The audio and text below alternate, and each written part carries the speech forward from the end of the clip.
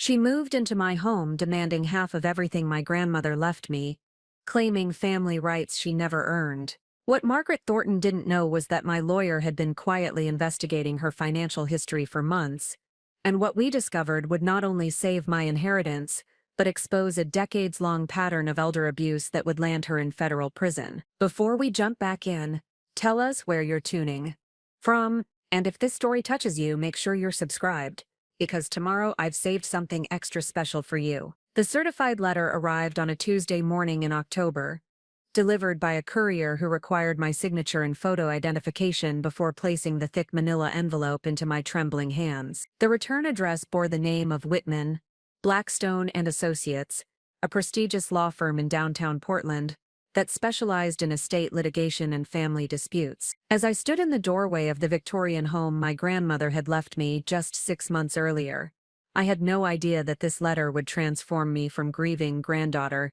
into a woman who would ultimately expose one of the most sophisticated elder abuse schemes in Oregon's legal history. My name is Caroline Elizabeth Hayes, and before this letter changed everything, I believed I understood my family dynamics, my legal rights, and the straightforward nature of inheritance law. I was a 34-year-old graphic designer who had moved back to Riverside Falls after my grandmother's death to manage her estate and decide whether to keep the family home that had been in our family for 4 generations. The house held memories of childhood summers, holiday gatherings, and the final precious months I had spent caring for Grandma Rose during her battle with cancer. Margaret Thornton, my late husband's mother, had been conspicuously absent during those difficult final months, when I juggled my freelance design work with medical appointments, medication schedules, and the emotional demands of watching someone I loved slip away gradually. She had visited exactly twice during the 8 months of Grandma Rose's illness, both times bringing legal documents that she claimed needed signatures for insurance purposes and medical directives. I had found her behavior strange at the time, particularly her insistence on speaking privately with my grandmother,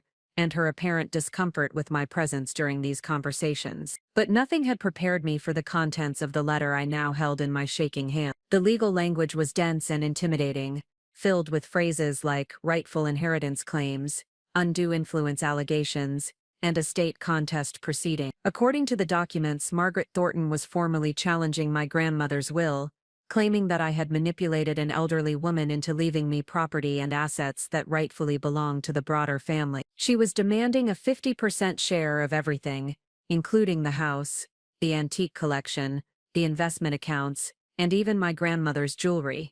The accusations were as shocking as they were false. The letter alleged that I had isolated my grandmother from other family members, convinced her to change her will under suspicious circumstances, and exploited her declining mental state to secure an inheritance I had not earned. Margaret claimed to have evidence of financial impropriety, witness statements about my allegedly manipulative behavior, and medical documentation suggesting that my grandmother had not been competent to make estate decisions during her final months. Reading these accusations felt like being punched in the stomach by someone wearing brass knuckles. Every word was carefully chosen to paint me as a predatory relative who had taken advantage of a vulnerable elderly woman. The legal filing suggested that I was exactly the kind of person society should protect seniors against: the greedy family member who swoops in during times of weakness to steal inheritances from more deserving relatives. The timing of this legal challenge was particularly cruel. I was still processing my grief over losing the woman who had been more like a mother to me than a grandmother, still adjusting to life in a house filled with memories, and still dealing with the overwhelming administrative tasks that follow someone's death. Now I was being forced to defend my character, my relationship with my grandmother, and my legal right to inherit property that had been left to me through a properly executed will. But what made Margaret's challenge even more disturbing was her demand to move into the house immediately while the legal proceedings were ongoing. According to her attorney's letter, she claimed that allowing me to remain in the property during the estate contest created an unfair advantage and potential for evidence tampering. She was requesting immediate occupancy rights to protect her interests and ensure that the property was maintained appropriately during the litigation process. The legal document included a proposed timeline that would require me to vacate the master bedroom and convert the house into a shared living arrangement within 30 days. Margaret would have equal access to all common areas, joint responsibility for household decisions, and the right to monitor my activities to ensure I was not disposing of assets or destroying evidence that might be relevant to her case. The arrangement was presented as temporary and reasonable, but reading between the lines revealed a strategy designed to make my life so uncomfortable that I would eventually agree to settle rather than endure months or years of forced cohabitation with someone who clearly despised me. The proposed living arrangement also included financial provisions that would require me to cover all household expenses during the legal proceedings, since Margaret claimed she could not afford to maintain her current residence while also contributing to the upkeep of the disputed property. This meant I would be paying for utilities, property taxes, insurance, and maintenance while sharing the space with someone who was actively trying to take it away from me. The arrangement was designed to be as humiliating and financially burdensome as possible. As I read through the legal documents for the third time, trying to process the magnitude of what was being demanded of me, I began to understand that this was not simply a family dispute over inheritance. This was a calculated attack designed to destroy my emotional well-being, drain my financial resources,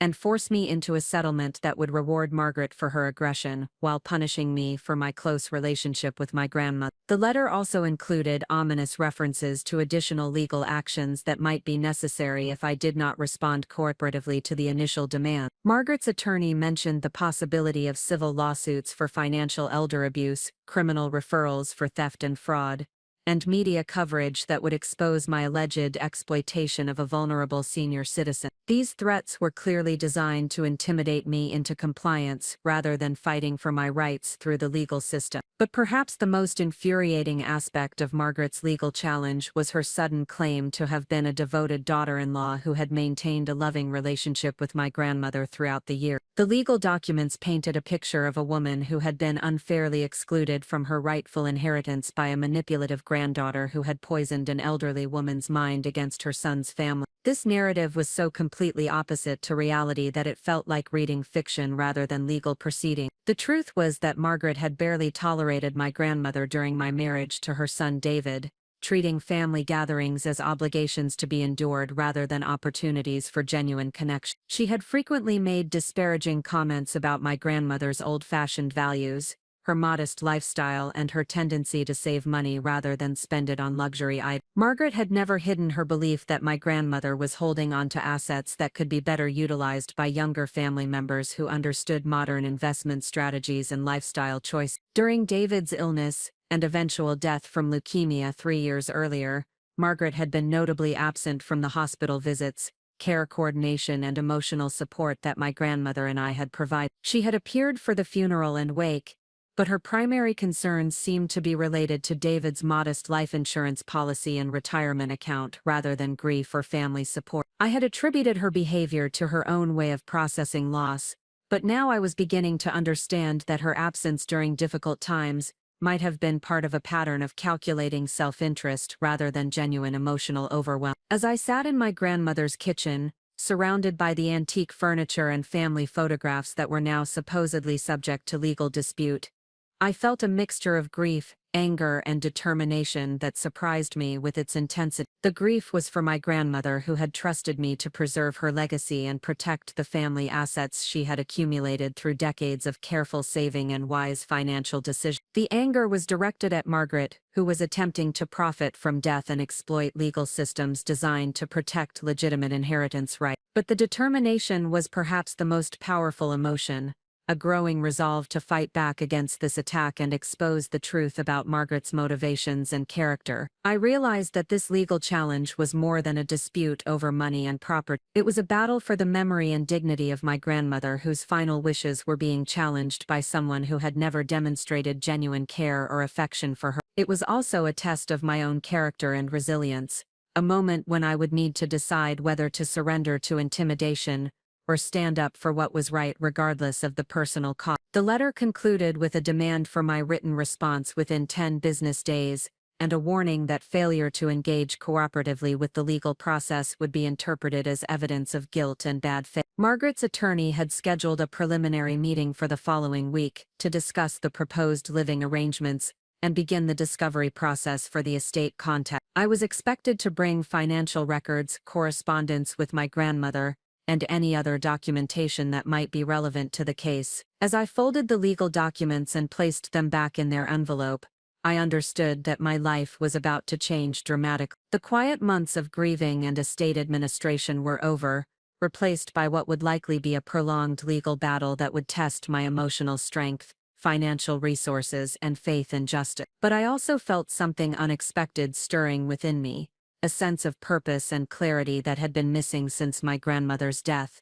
Margaret Thornton had made a serious miscalculation in her assessment of my character and capability. She saw a grieving widow living alone in an old house, someone who could be intimidated into surrender through legal threats and forced cohabitation. What she failed to recognize was that my grandmother had taught me more than just the value of hard work and careful financial planning. She had also instilled in me a fierce determination to protect family values and stand up to bullies regardless of their resources or social position. Preparing and narrating this story took us a lot of time, so if you are enjoying it, subscribe to our channel, it means a lot to us. Now back to the story.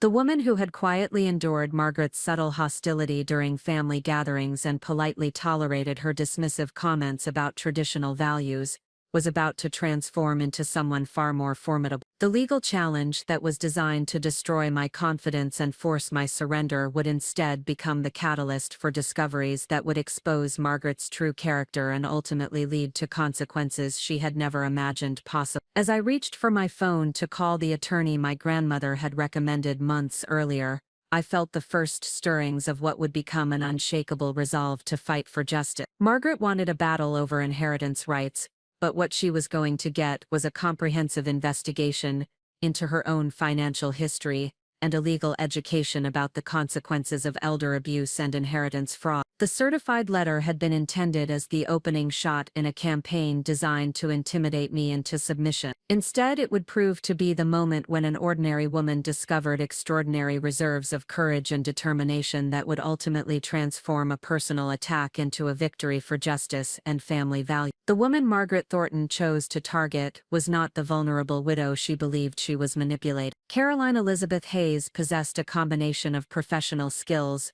personal experiences, and inner strength that would prove devastating to anyone foolish enough to underestimate her capability. At 34 years old, Caroline had survived challenges that would have broken weaker individuals, and each trial had forged character traits that would serve her well in the battle ahead. Caroline's professional background as a graphic designer might have seemed irrelevant to legal warfare, but her work had developed skills that would prove invaluable in the coming months. She specialized in forensic document analysis for law firms and insurance companies, examining contested wills, forged signatures, and manipulated financial records. Her trained eye could detect alterations in typography, identify inconsistencies in paper stock and ink composition, and recognize the subtle signs of digital manipulation that escaped casual observation. What Margaret dismissed as artistic dabbling was actually specialized expertise that generated six-figure annual income from clients who valued precision and attention to detail. Her educational foundation was equally impressive,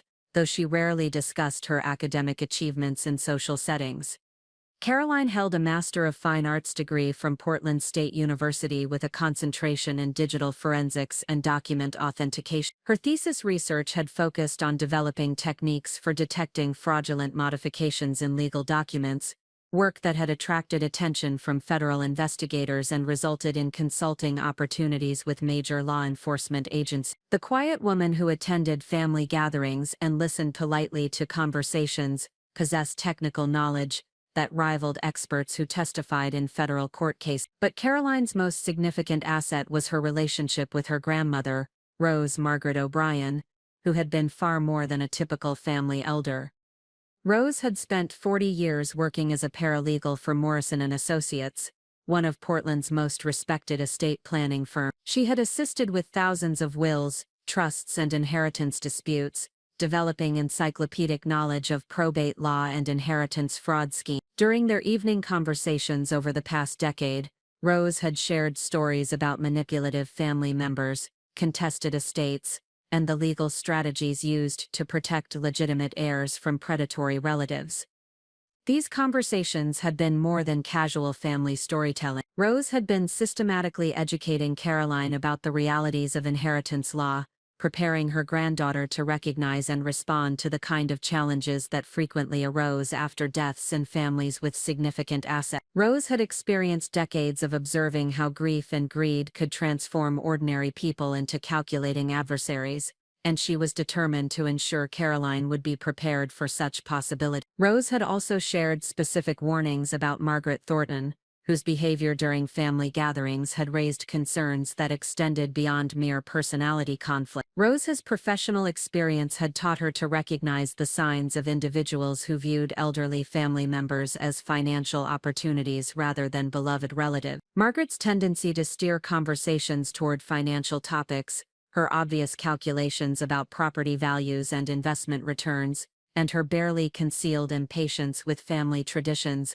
had triggered alarms that Rose shared privately with Caroline. During the final months of her illness, Rose had made several mysterious phone calls to her former colleagues at Morrison & Associates, conversations that she described as routine check-ins, but which lasted for hours and involved detailed discussions that Caroline could hear from adjacent rooms. Rose had also insisted on updating her will multiple times, each revision more comprehensive and specific than the previous version. At the time, Caroline had attributed this behavior to anxiety about ensuring her final wishes were clearly documented, but she was beginning to understand that Rose had been building legal fortifications against anticipated challenge. Caroline's personal history had also prepared her for confrontation in ways that Margaret could not have anticipated. Her marriage to David Thornton had been marked by constant tension with his mother, who had never accepted Caroline as suitable for her son. Margaret had subjected Caroline to years of subtle psychological warfare, including passive-aggressive comments about her appearance, her career choices, her family background, and her inability to provide grandchildren quickly enough to meet Margaret's expectations. But these attacks had backfired in ways Margaret never recognized. Instead of undermining Caroline's confidence, the constant criticism had taught her to document patterns of manipulative behavior, to remain calm under psychological pressure, and to develop strategies for protecting herself from emotional manipulation. Caroline had learned to recognize Margaret's tactics, predict her behavior patterns, and maintain her emotional equilibrium despite persistent provocation. David's 3-year battle with leukemia had revealed even more about Margaret's character while strengthening Caroline's resolve and resourcefulness. While Caroline had coordinated medical care, managed insurance claims, and provided emotional support during David's illness, Margaret had focused primarily on financial implications and inheritance plans. She had pressured David to update his will multiple times,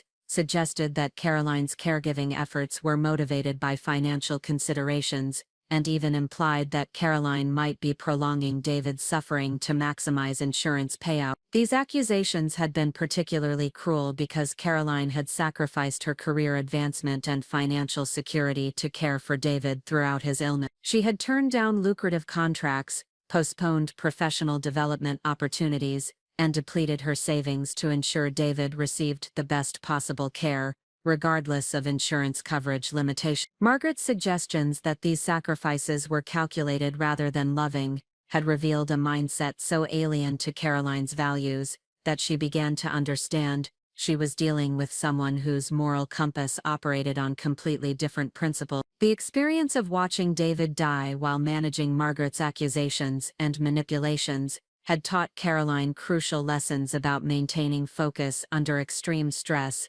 protecting important information from hostile family members, and building support networks with medical professionals and legal advisors who could provide objective perspectives on complex family dynamics.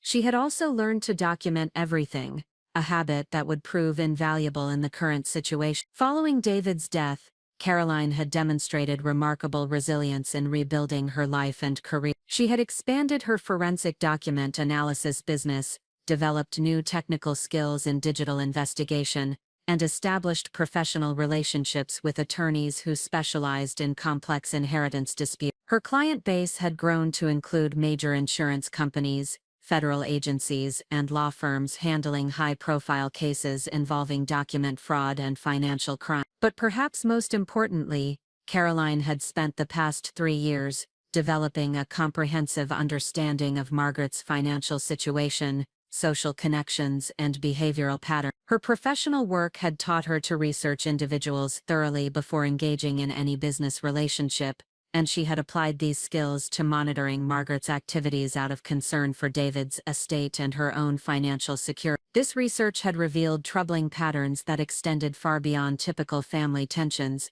Margaret had been involved in multiple estate disputes with other relatives, had a history of financial problems that seemed inconsistent with her lifestyle and spending pattern, and maintained relationships with individuals who specialized in elder care services and estate planning in ways that suggested more than casual interest in these fields. Caroline had also discovered that Margaret had been asking detailed questions about Rose's financial situation, medical condition, and estate planning decisions during her infrequent visits. These inquiries had been presented as normal family concern, but Caroline's professional experience had taught her to recognize the difference between genuine care and information gathering for strategic purposes. Margaret's questions had been too specific, too focused on financial details, and too persistent to represent casual interest in family welfare. The combination of Caroline's professional expertise, educational background, personal experiences with Margaret's manipulative behavior, and systematic research into her adversary's history, had created a foundation of knowledge and capability that Margaret had completely failed to recognize. The grieving widow living alone in an old house was actually a highly skilled investigator with extensive legal knowledge, professional connections in law enforcement and the legal community, and detailed intelligence about her opponent's vulnerability. Caroline's emotional preparation was equally significant. 3 years of grieving David's death and processing the trauma of his illness had taught her to manage intense emotions while maintaining clear thinking and strategic focus. She had learned to separate her emotional responses from her analytical processes, ensuring that anger and grief would motivate rather than cloud her judgment during the coming battle. Her relationship with Rose had also provided emotional resources that would sustain her through the challenges ahead. Rose's confidence in Caroline's character and capabilities had been expressed not only through her inheritance decisions, but also through countless conversations about strength, resilience, and the importance of fighting for principles even when the odds seemed overwhelming. Rose had shared stories about ordinary people who had achieved extraordinary victories through persistence, preparation, and moral clarity, lessons that had been preparing Caroline for exactly this type of confrontation. The financial resources available to Caroline were also more substantial than Margaret realized. Her forensic document analysis business generated significant income, and her client relationships provided access to legal and investigative resources that would be crucial in the coming months. She had also inherited not only Rose's property and investments, but also her grandmother's extensive network of professional contacts in the legal and financial community. Perhaps most importantly, Caroline possessed something that Margaret completely lacked: genuine righteous anger motivated by love and loyalty rather than greed and entitlement. Her determination to protect Rose's memory and honor her grandmother's final wishes provided an emotional foundation that would sustain her through whatever challenges lay ahead. This was not simply a legal dispute over money and property, but a battle to defend the dignity of someone she had loved deeply against someone who sought to profit from death and manipulate legal systems for personal gain. As Caroline prepared to respond to Margaret's legal challenge, she was not the frightened and isolated widow that Margaret expected to intimidate into submission. She was a skilled professional with specialized knowledge, extensive resources, and unshakable determination to expose the truth about her adversary's character and motivation. The legal battle that Margaret had initiated as a calculated attack on a vulnerable target was about to become a comprehensive investigation that would reveal decades of predatory behavior and ultimately result in consequences that extended far beyond inheritance dispute. The woman Margaret had chosen to attack possessed every skill, resource, and character trait necessary to transform a defensive legal action into an offensive campaign for justice. Caroline's professional expertise would enable her to analyze evidence and build compelling cases. Her educational background would provide the technical knowledge necessary to challenge fraudulent claims. her personal experiences would guide her strategic decisions, and her emotional commitment to Rose's memory would fuel her determination to see justice served regardless of the personal cost. Margaret Thornton had made the fatal error of underestimating an opponent who was not only capable of defending herself but also uniquely qualified to expose the predatory behavior that had motivated the attack in the first place. The inheritance battle that was intended to intimidate Caroline into surrendering her rightful legacy would instead become the catalyst for revelations that would protect other vulnerable elderly individuals from similar exploitation and ensure that Margaret faced appropriate consequences for her decades of manipulative and potentially criminal behavior. The path that led Caroline Elizabeth Hayes to this confrontation with Margaret Thornton began 28 years earlier in the same Victorian house where she now faced legal challenges to her inheritance. Caroline's childhood summers spent with her grandmother Rose had established foundations of character, knowledge, and determination that would prove essential in the battle ahead. What appeared to be simple family visits had actually been systematic preparation for exactly the kind of challenges that Caroline now faced. Rose Margaret O'Brien had recognized exceptional potential in her granddaughter from an early age. While other grandparents focused on entertainment and indulgence during family visits, Rose had chosen to invest in Caroline's intellectual development and moral education. Their summer afternoons were spent not only in traditional grandmother activities, but also in informal lessons about law, justice, and the importance of standing up to those who sought to exploit others through manipulation and intimidation. Rose's professional experience as a paralegal at Morrison & Associates had provided her with extensive knowledge about family dynamics during inheritance disputes. She had witnessed countless situations where grief and greed transformed loving relatives into adversaries, where manipulative individuals exploited legal systems to steal from vulnerable family members, and where ordinary people were forced to defend their rights against those with superior resources and fewer ethical constraints. These experiences had convinced Rose that knowledge and preparation were the most effective defenses against such attacks. Beginning when Caroline was 8 years old, Rose had introduced her granddaughter to the fundamentals of legal thinking and document analysis. These lessons were presented as games and puzzles rather than formal education, but they provided Caroline with skills that would prove invaluable decades later. Rose would show Caroline different versions of the same document and challenge her to identify discrepancies, inconsistencies, and potential signs of alteration or fraud. These exercises developed Caroline's attention to detail and her ability to recognize patterns that others might miss. As Caroline grew older, Rose began sharing more sophisticated lessons about human nature and the psychology of manipulation. She explained how certain individuals used emotional pressure, false guilt, and intimidation tactics to control others and achieve their objective. Rose provided specific examples from her professional experience, describing cases where manipulative family members had successfully stolen inheritances through systematic campaigns of psychological warfare against their target. These conversations were not intended to make Caroline cynical or suspicious of others, but rather to ensure that she would recognize dangerous behavior patterns and respond appropriately when confronted with such tactics. Rose emphasized the importance of maintaining detailed records, seeking professional advice when facing complex challenges, and never allowing intimidation to prevent appropriate defensive action. She taught Caroline that knowledge and preparation were moral obligations for those who possessed the capability to defend themselves and protect others. Rose had also recognized Caroline's artistic talents and encouraged her to pursue formal education in graphic design. But she had guided Caroline towards specializations that would provide practical skills for analyzing and authenticating documents. When Caroline expressed interest in digital art and computer graphics, Rose had suggested focusing on forensic applications that would combine artistic sensibility with technical precision. This guidance had led Caroline to develop expertise that would prove crucial in her professional career and personal circumstances. The decision to pursue graduate studies in digital forensics and document authentication had been influenced by Rose's stories about the increasing sophistication of fraud schemes and the growing demand for experts who could detect and prove document manipulation. Rose had maintained professional relationships with attorneys and investigators who specialized in such cases, and she had arranged internships and learning opportunities that provided Caroline with practical experience in real legal investigation. Caroline's marriage to David Thornton had initially seemed to represent a departure from Rose's careful planning,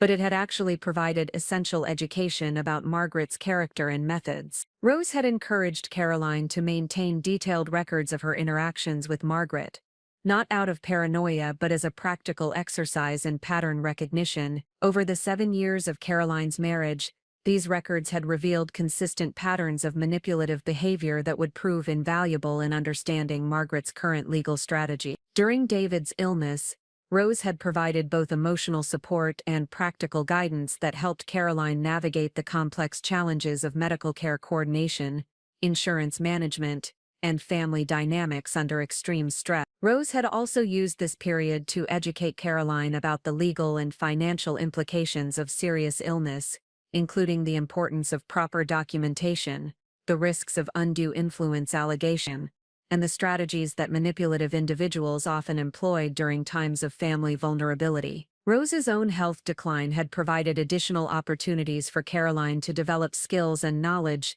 that would prove essential in their current situation.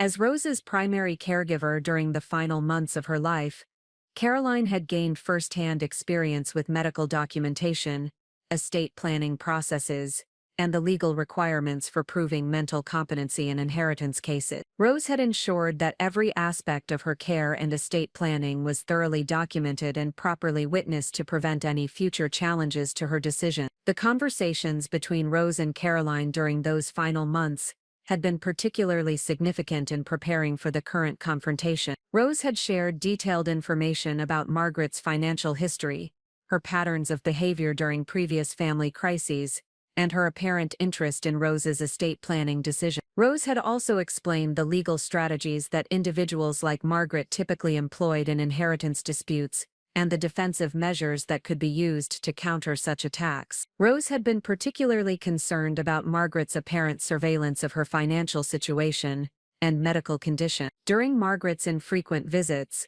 she had asked detailed questions about Rose's investments, property values, and estate planning decisions that seemed inappropriate for casual family interaction. Rose had also noticed that Margaret showed unusual interest in Rose's medical appointments, medication schedules, and cognitive function, as if she were gathering information for future use rather than expressing genuine concern about family wealth. These observations had led Rose to take extraordinary precautions in her estate planning and medical care documentation. She had ensured that multiple independent witnesses were present for all important legal documents, that her mental competency was formally evaluated and documented by qualified professionals, and that detailed records were maintained of all medical decisions and financial transactions. Rose had also arranged for audio and video recordings of key conversations and legal proceedings to prevent any future disputes about her mental state or the circumstances surrounding her final decision.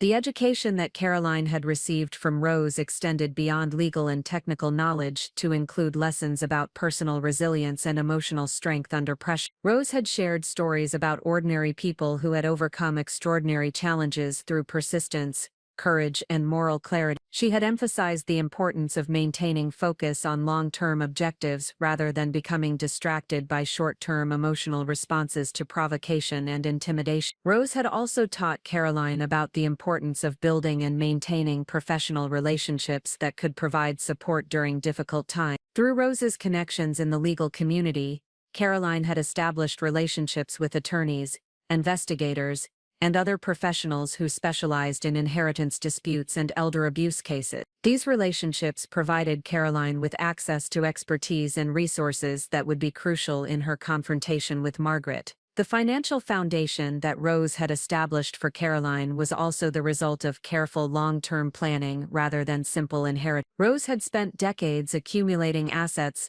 not only for her own security, but also to ensure that Caroline would have the resources necessary to defend her inheritance against potential challenges. Rose had structured her investments in property holdings to maximize Caroline's financial flexibility while minimizing opportunities for successful legal attacks. Perhaps most importantly, Rose had instilled in Caroline a deep understanding of the moral and ethical principles that should guide decisions during inheritance disputes. Rose had emphasized that the ultimate objective was not simply to preserve financial assets, but to honor the memory and wishes of deceased family members, while protecting vulnerable individuals from exploitation and abuse. This moral framework provided Caroline with clarity about her obligations and objectives that would sustain her through the emotional challenges of prolonged legal confrontation. The professional skills that Caroline had developed through her forensic document analysis career had been directly influenced by Rose's guidance and support. Rose had encouraged Caroline to pursue consulting opportunities with law enforcement agencies and major law firms to gain experience with complex investigations and high-stakes legal proceedings. This work had provided Caroline with practical knowledge about evidence collection, case preparation, and expert testimony that would prove invaluable in her personal legal battle. Caroline's understanding of Margaret's character and behavior patterns had also been shaped by Rose's systematic analysis of family dynamics over many years. Rose had taught Caroline to observe Margaret's interactions with other family members, her responses to various situations, and her apparent motivations and objectives. This analysis had revealed consistent patterns of self-interest, manipulation, and calculation that helped Caroline understand the true nature of Margaret's current legal challenge. The relationship between Caroline and Rose had been built on mutual respect, genuine affection, and shared values that emphasized integrity, justice, and protection of family welfare. This relationship had provided Caroline with emotional strength and moral clarity that would be essential during the difficult months ahead. Rose's confidence in Caroline's character and capabilities had been expressed not only through her inheritance decisions, but also through her systematic preparation of Caroline for exactly the challenges that Margaret was now presenting. As Caroline prepared to respond to Margaret's legal challenge, she possessed advantages that extended far beyond financial resources or professional expertise. She had been systematically prepared for this confrontation through decades of education, experience, and relationship building that had equipped her with every tool necessary for success. The foundation that Rose had established would enable Caroline not only to defend her inheritance, but also expose the predatory behavior that had motivated Margaret's attack and ensure that appropriate consequences followed from Margaret's calculated exploitation of legal systems designed to protect legitimate inheritance rights. The journey that had brought Caroline to this moment represented the culmination of careful preparation, systematic education, and character development that had been guided by someone who understood the realities of inheritance disputes and the importance of ensuring that justice prevailed over manipulation and greed. Caroline was not facing this challenge as an isolated individual,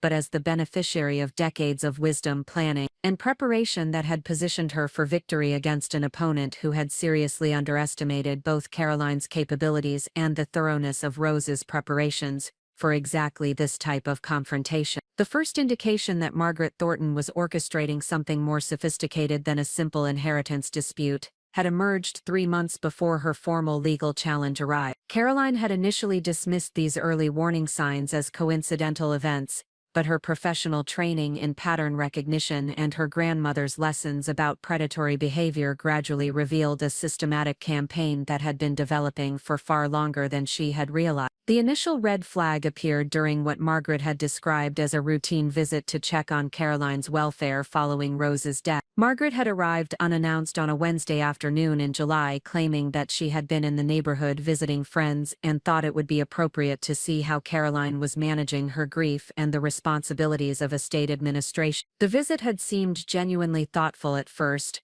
with Margaret expressing appropriate condolences and offering assistance with practical matters related to settling Rose's affair. However, Margaret's behavior during that visit had included subtle elements that triggered Caroline's professional instincts about document security and information gathering. Margaret had shown unusual interest in the contents of Rose's home office, asking detailed questions about filing systems, document storage, and the location of important papers. She had also inquired about Caroline's timeline for sorting through Rose's possessions, her plans for property maintenance, and her intentions regarding the long-term disposition of the estate. These questions had been presented as normal expressions of family concern, but Caroline's experience with forensic investigations had taught her to recognize the difference between genuine interest and systematic information gathering. Margaret's inquiries had been too specific, too focused on legal and financial details, and too persistent to represent casual concern about family welfare. The questions had also revealed knowledge about estate administration processes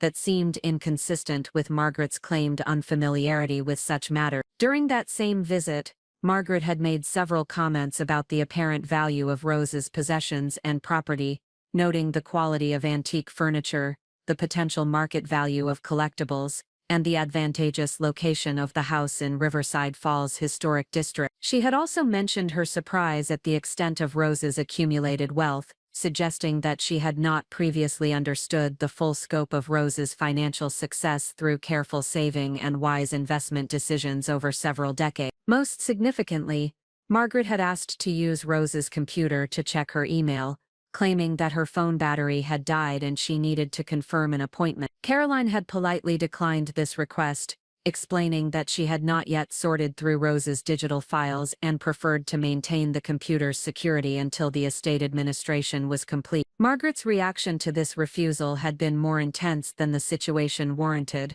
suggesting that computer access had been more important to her visit than she had initially indicated. The second warning sign had occurred 2 weeks later when Caroline discovered that someone had attempted to access Rose's online banking accounts using incorrect passwords. The bank's security department had contacted Caroline about multiple failed login attempts from an IP address that traced back to Margaret's home internet connection. When Caroline had confronted Margaret about these attempts, Margaret had claimed that Rose had previously given her account information for emergency purposes, and she had been trying to help Caroline monitor for unauthorized transactions. This explanation had been problematic for several reasons that Caroline's professional experience immediately recognized. Rose had been exceptionally careful about financial security and would never have shared banking credentials with anyone, including family members. The failed login attempts had also occurred during times when Margaret would have known Caroline was away from the house, suggesting deliberate timing to avoid discovery. Most importantly,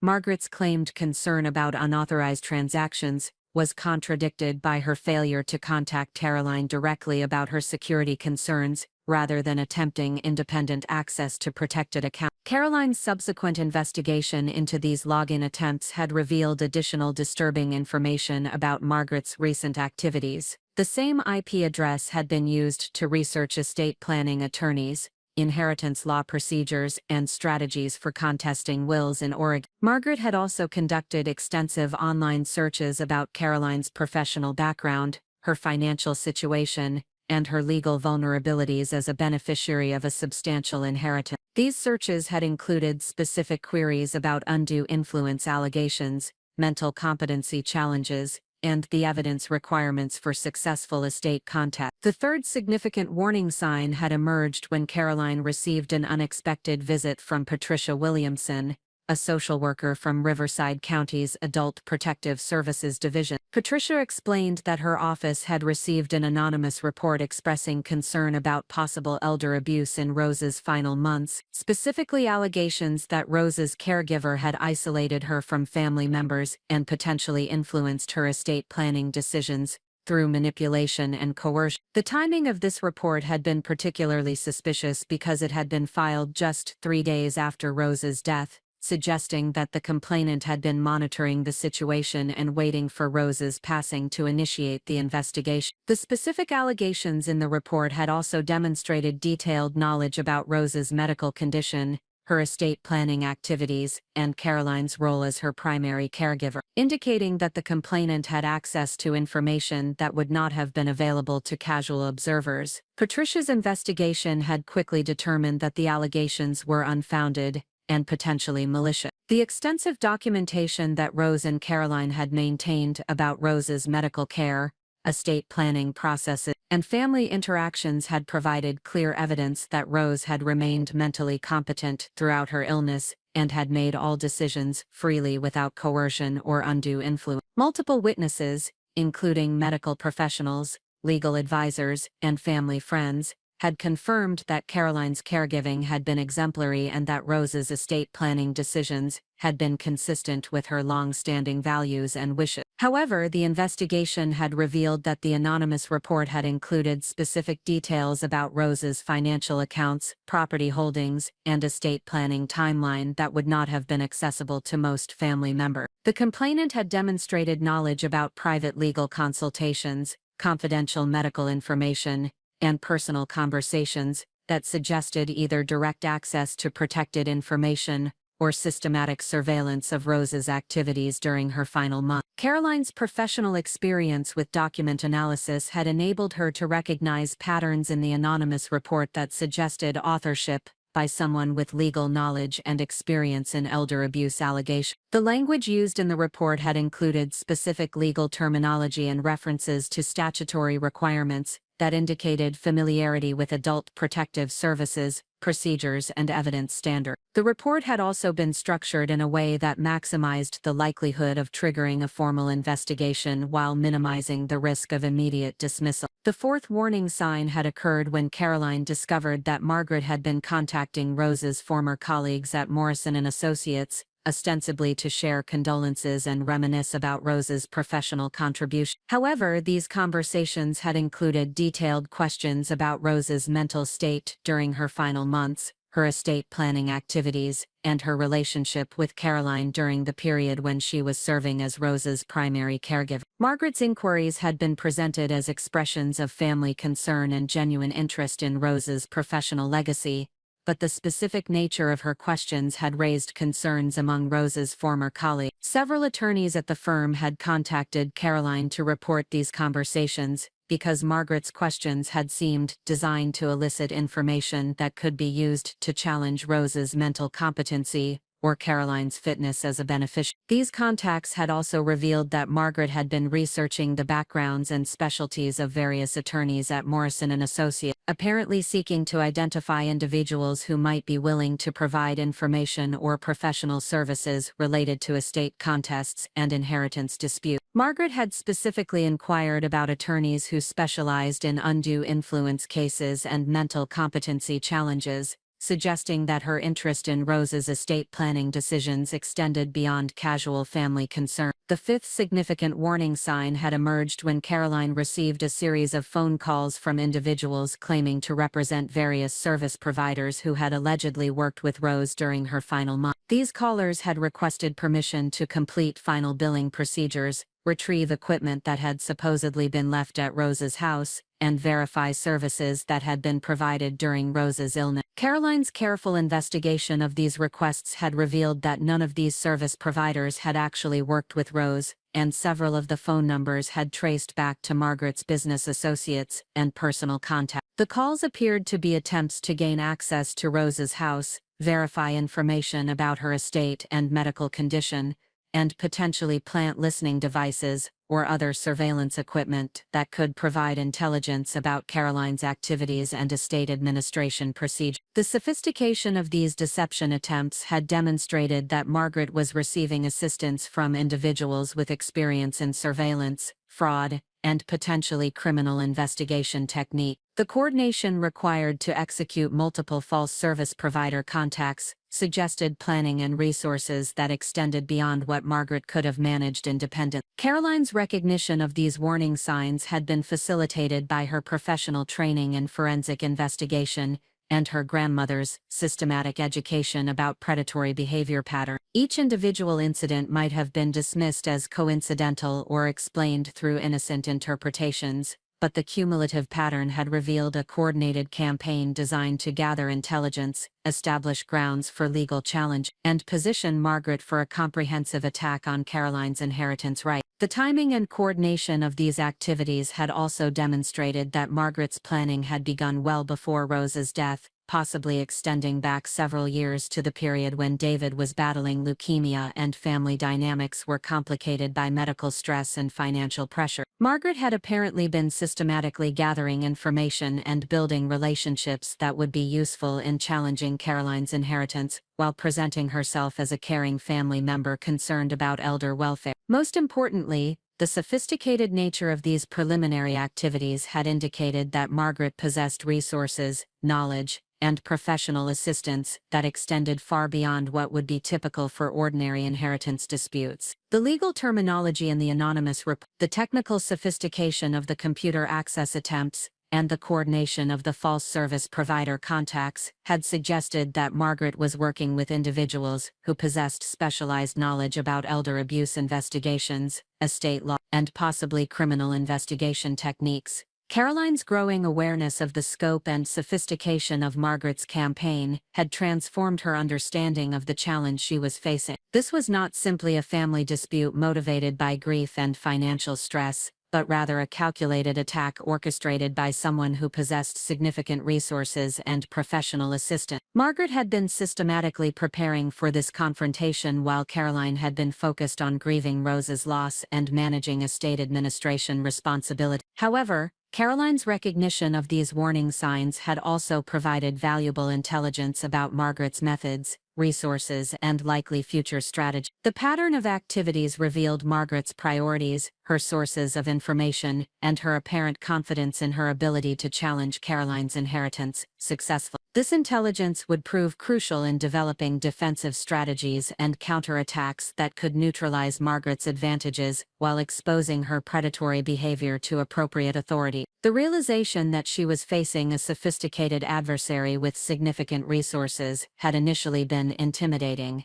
but Caroline's professional experience and personal preparation had gradually transformed her fear into determination and strategic focus. The same skills that had enabled her to recognize Margaret's warning signs would also enable her to develop effective responses and ultimately turn Margaret's calculated attack into an opportunity for justice and accountability. The decision to transform from defensive victim to proactive advocate for justice crystallized for Caroline during a sleepless night in late October, 3 weeks after receiving Margaret's legal challenge. The moral framework that would guide her actions through the coming months was not born from anger or revenge, but from a profound understanding of the broader implications of Margaret's predatory behavior and the recognition that failing to act would enable continued exploitation of vulnerable elderly individuals throughout the community. Caroline's ethical foundation had been shaped by decades of conversations with Rose about the responsibilities that accompany knowledge and capability. Rose had frequently emphasized that those who possess the skills to recognize and combat injustice have moral obligations that extend beyond personal self-interest. These conversations had been grounded in Rose's professional experience, witnessing the devastating consequences when manipulative individuals successfully exploited legal systems designed to protect legitimate inheritance rights and vulnerable family members. The realization that Margaret's attack represented more than personal greed had emerged through Caroline's systematic analysis of the evidence she had gathered about Margaret's activities and background. Her investigation had revealed that Margaret had been involved in similar disputes with other elderly relatives, suggesting a pattern of predatory behavior that extended far beyond the current inheritance challenge. The sophistication of Margaret's methods and the resources she had deployed indicated that this was not an isolated incident driven by desperate financial circumstances, but rather a calculated strategy that had been successfully employed in previous situations. Caroline's professional work in forensic document analysis had provided her with access to law enforcement databases and investigative resources that revealed the true scope of Margaret's activity. Her research had uncovered evidence that Margaret had been systematically targeting elderly individuals with substantial estates, developing relationships with potential targets through charitable organizations and social groups, and then positioning herself to influence estate planning decisions or challenge existing wills through various legal mechanisms. The pattern of Margaret's behavior had become clear through Caroline's analysis of public records, court filings, and professional networking within the legal community. Margaret had been involved in at least 4 previous inheritance disputes over the past 15 years, each following similar patterns of late-stage involvement in elderly relatives' lives, claims of special relationships that justified inheritance rights, and allegations of undue influence against primary beneficiaries. In each case, Margaret had ultimately received substantial settlements or court awards that rewarded her aggressive tactics while penalizing family members who had provided genuine care and support to elderly relatives. The psychological profile that emerged from Caroline's investigation revealed an individual who had transformed elder care and family relationships into profit-generating enterprise. Margaret had developed sophisticated methods for identifying vulnerable elderly individuals, establishing credibility with potential targets, and manipulating legal systems to her advantage. The resources and professional assistance that Margaret had deployed in her current challenge against Caroline indicated that her previous successes had provided both the financial means and the strategic knowledge necessary to escalate her activities to increasingly sophisticated levels. Caroline's growing understanding of Margaret's pattern of behavior had also revealed the broader social implications of failing to respond effectively to such predatory activity. Each successful inheritance challenge by individuals like Margaret established legal precedents that made future attacks more likely to succeed. The systematic exploitation of elderly individuals and their families created an environment where genuine caregiving relationships became liabilities rather than expressions of love and responsibility. The financial rewards that Margaret had received through her previous legal challenges had enabled her to expand her operations and target additional vulnerable individuals. The moral imperative that drove Caroline's decision to fight back was rooted in her recognition that Margaret's success would inevitably lead to additional victims. The sophisticated methods that Margaret had developed could be replicated by other predatory individuals, creating a model for systematic exploitation that would undermine the security and dignity of elderly individuals throughout the community. The legal precedents that would be established through Margaret's victory would provide roadmaps for future attacks on legitimate inheritance rights and family relationships. Caroline's ethical framework had been further strengthened by her understanding of Rose's specific vulnerabilities and the calculating nature of Margaret's approach to exploiting those vulnerabilities. Rose's declining health and increasing dependence on Caroline for daily care had created opportunities for Margaret to claim that Caroline had isolated Rose from other family members and manipulated her decision-making processes. Margaret's systematic documentation of Rose's medical condition and estate planning activities had been designed to support allegations that Rose had not been competent to make inheritance decisions during her final months. The cruelty of Margaret's strategy was evident in her willingness to exploit Rose's death and Caroline's grief for financial gain. Margaret had timed her legal challenge to coincide with the period when Caroline would be most emotionally vulnerable and least prepared to mount effective resistance. The allegations that Margaret had made about Caroline's character and motivations were designed to transform Caroline's genuine love and care for Rose into evidence of manipulation and exploitation.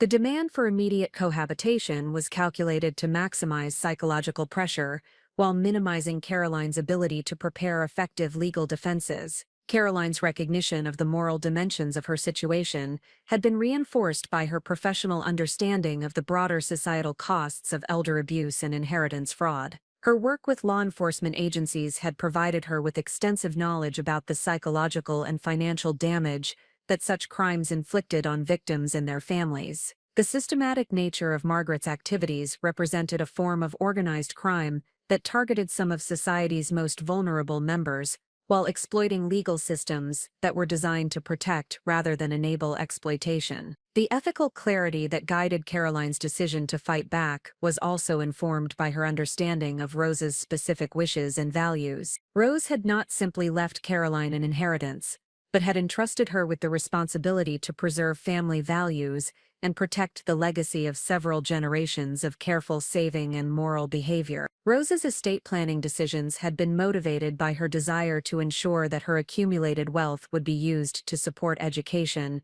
family stability, and charitable activities that reflected her lifelong commitment to community welfare. Margaret's challenge to Rose's estate planning decisions represented more than an attack on Caroline's financial security. It was an assault on Rose's memory and a betrayal of the trust that Rose had placed in Caroline to honor her values and protect her legacy. The settlement that Margaret was demanding would divert resources away from the charitable activities and family support that Rose had specifically intended to fund through her carefully planned bequests. Caroline's moral obligation to defend Rose's memory and honor her wishes had been reinforced by her understanding of the broader implications for other elderly individuals who might face similar exploitation. The legal precedents that would be established through Caroline's response to Margaret's challenge would influence the outcomes of future inheritance disputes and potentially determine whether predatory individuals, like Margaret, would be encouraged or deterred from continuing their systematic exploitation of vulnerable elderly individuals. The decision to transform from defensive victim to proactive advocate had also been motivated by Caroline's recognition that she possessed unique capabilities and resources that positioned her to expose Margaret's predatory behavior and ensure appropriate accountability. Her professional expertise in forensic document analysis provided her with skills that were directly relevant to investigating and proving inheritance fraud. Her educational background in digital forensics equipped her with technical knowledge that could be used to analyze evidence and build compelling cases against sophisticated adversaries. Caroline's professional network within the legal and law enforcement communities provided her with access to resources and expertise that would be crucial in developing effective strategies for challenging Margaret's activity. Her systematic documentation of Margaret's behavior patterns and her analysis of public records had already provided substantial evidence that could be used to support criminal referrals and civil litigation beyond the immediate inheritance dispute. The moral framework that guided Caroline's strategic planning was grounded in principles of justice and accountability rather than personal revenge or financial motivation. Her objective was not simply to defeat Margaret's legal challenge, but to expose the full scope of Margaret's predatory activities and ensure that appropriate consequences followed from her systematic exploitation of elderly individuals and their family. This broader mission required strategies that would address both the immediate inheritance dispute and the underlying pattern of criminal behavior that had enabled Margaret's attacks on multiple victims. Caroline's understanding of her moral obligations had been strengthened by her recognition that the resources and capabilities that Rose had provided her carried responsibilities that extended beyond personal benefit. The financial security that Caroline had inherited through Rose's estate planning created obligations to use those resources in ways that would honor Rose's memory and protect other vulnerable individuals from similar exploitation. The professional skills and knowledge that Caroline had developed through her education and career represented tools that could be used to serve justice and protect community welfare. The ethical principles that would guide Caroline's actions through the coming months were rooted in her commitment to truth, justice, and the protection of vulnerable individuals, rather than personal financial gain or emotional satisfaction. Her decision to fight back against Margaret's challenge was motivated by moral imperatives that transcended personal interests and reflected her understanding of the broader social responsibilities that accompany knowledge, capability, and resources. The transformation from defensive victim to proactive advocate represented Caroline's recognition that the choice between action and inaction was fundamentally a moral decision that would determine not only her personal future, but also the safety and security of other elderly individuals who might face similar exploitation. The courage required to challenge a sophisticated adversary with significant resources was sustained by Caroline's understanding that moral clarity and righteous purpose provided advantages that could overcome even the most formidable opposition. Caroline's commitment to justice was reinforced by her understanding that the legal and ethical principles at stake in her confrontation with Margaret represented fundamental values that supported the stability and integrity of family relationships and community welfare. The outcome of her battle would establish precedents that would influence how society responded to elder abuse and inheritance fraud, potentially determining whether such crimes would be effectively deterred or tacitly encouraged through inadequate enforcement and insufficient consequence. The moral imperative that drove Caroline's decision to fight back was ultimately grounded in her recognition that those who possess the capability to defend justice have obligations that cannot be avoided without betraying the trust and sacrifices of those who provided them with their advantages. Rose's systematic preparation of Caroline for exactly this type of confrontation had created both opportunities and responsibilities that required Caroline to act with courage and determination regardless of personal cost or risk. The development of Caroline's strategic response to Margaret's legal challenge began with a systematic analysis of her opponent's vulnerabilities and the construction of a comprehensive plan that would address both the immediate inheritance dispute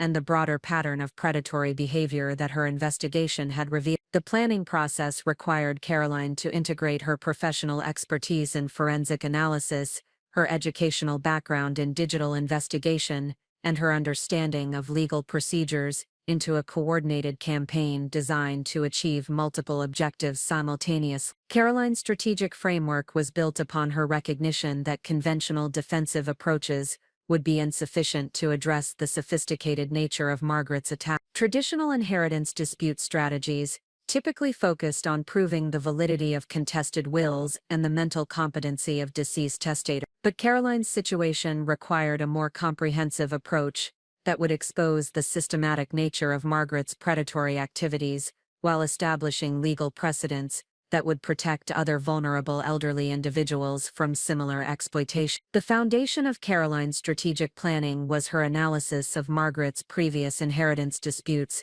and the methods she had employed to achieve successful outcomes in those cases. Caroline's research had revealed that Margaret's success had been based on her ability to exploit procedural weaknesses in estate litigation, manipulate emotional responses of judges and juries, and overwhelm legitimate beneficiaries with legal costs and prolonged uncertainty. These tactics had been effective because Margaret's previous opponents had lacked the resources and expertise necessary to expose her systematic approach to inheritance fraud. Caroline's professional experience in forensic document analysis provided her with unique advantages in developing counter-strategies to Margaret's established method. Her ability to detect and prove document manipulation would be crucial in challenging the evidence that Margaret would present to support her claims of special relationships with elderly relatives and legitimate inheritance rights. Her understanding of digital forensics would enable her to analyze electronic communications and computer records that might reveal the true scope of Margaret's activities and the coordination between Margaret and her professional associate. The strategic planning process began with Caroline's development of a comprehensive timeline that documented Margaret's activities and interactions with Rose over the past 5 years. This timeline revealed patterns of behavior that contradicted Margaret's claims of close family relationships and genuine concern for Rose's welfare. The documentation showed that Margaret's interest in Rose's estate and medical condition had intensified dramatically during the final months of Rose's life, coinciding with Rose's increased vulnerability and dependence on Caroline for daily care. Caroline's analysis of financial records and communication patterns provided additional evidence that Margaret's actions had been motivated by calculated assessment of inheritance opportunities, rather than genuine family concern. The timing of Margaret's visits to Rose, inquiries about Rose's estate planning activities, and her attempts to access Rose's financial information demonstrated a systematic approach to gathering intelligence and positioning herself for eventual legal challenges to Rose's estate planning decision. The strategic planning process also involved Caroline's development of a comprehensive understanding of the legal and regulatory framework that governed inheritance disputes, elder abuse investigations, and professional misconduct cases. Her research revealed multiple avenues for challenging Margaret's activities beyond the immediate inheritance dispute, including potential criminal referrals for elder abuse, civil litigation for fraud and intentional infliction of emotional distress, and professional conduct complaints against the attorneys and other professionals who had assisted Margaret in her previous cases. Caroline's strategic framework incorporated her understanding that Margaret's success had been dependent on her ability to control the narrative and timeline of legal proceedings,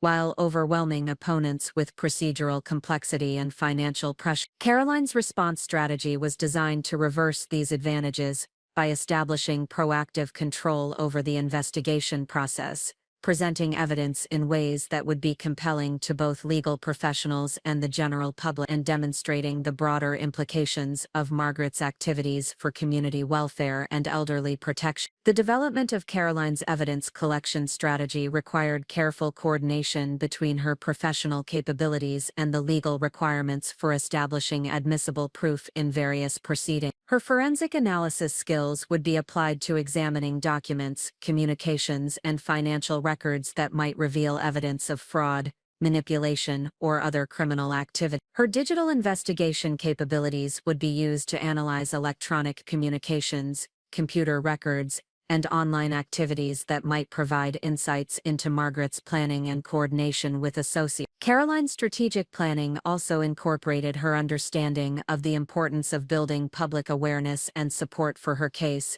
while maintaining the confidentiality and integrity of legal proceedings. Her approach would involve careful coordination with journalist advocacy organizations and community leaders to ensure that the broader implications of Margaret's activities received appropriate attention, while avoiding actions that might compromise her legal objectives or violate procedural requirements. The financial strategy that Caroline developed was designed to ensure that she possessed sufficient resources to sustain prolonged legal proceedings, while also funding the investigative activities that would be necessary to expose the full scope of Margaret's predatory behavior. Her analysis of Margaret's previous cases had revealed that Margaret's success had often been achieved through her ability to outlast opponents financially rather than through superior legal arguments or evidence. Caroline's strategic planning addressed this vulnerability by developing cost-effective approaches to evidence gathering and legal representation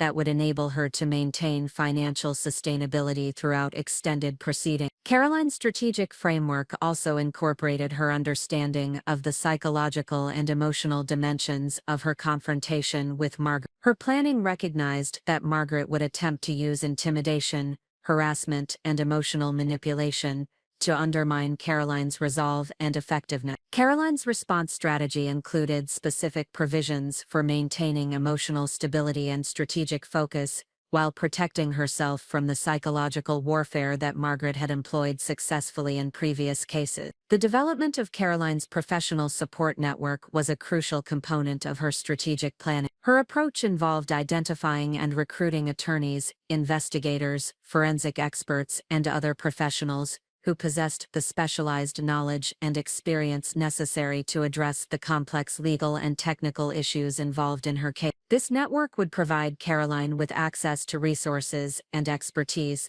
that would be essential for challenging Margaret's sophisticated methods and ensuring that appropriate legal and professional consequences resulted from her predatory activity. Caroline's strategic planning also incorporated her understanding of the importance of coordinating her immediate response to Margaret's inheritance challenge with longer-term objectives related to exposing Margaret's systematic exploitation of elderly individuals. Her approach would ensure that evidence gathered for the inheritance dispute would also be useful for criminal referrals, civil litigation, and professional conduct complaints that might follow from her investigation into Margaret's activity. The timeline that Caroline developed for implementing her strategic plan was designed to maximize the effectiveness of her response while maintaining compliance with legal deadlines and procedural requirements. Her approach would involve simultaneous development of defensive strategies for the inheritance dispute and proactive investigations into Margaret's broader pattern of predatory behavior. This coordination would enable Caroline to present a comprehensive case that addressed both the immediate legal challenges and the underlying criminal activity that had motivated Margaret's attack. Caroline's strategic framework incorporated her understanding that success would require not only defeating Margaret's immediate legal challenge, but also establishing precedents and consequences that would deter similar attacks on other vulnerable elderly individuals. Her planning recognized that the broader social implications of her case would require coordination with law enforcement agencies, regulatory bodies, and advocacy organizations that possessed the authority and resources necessary to address systematic elder abuse and inheritance fraud. The communication strategy that Caroline developed was designed to ensure that her message reached appropriate audiences while maintaining the confidentiality and integrity of legal proceedings. Her approach would involve careful coordination with media outlets, professional organizations, and community groups to build awareness and support for her case,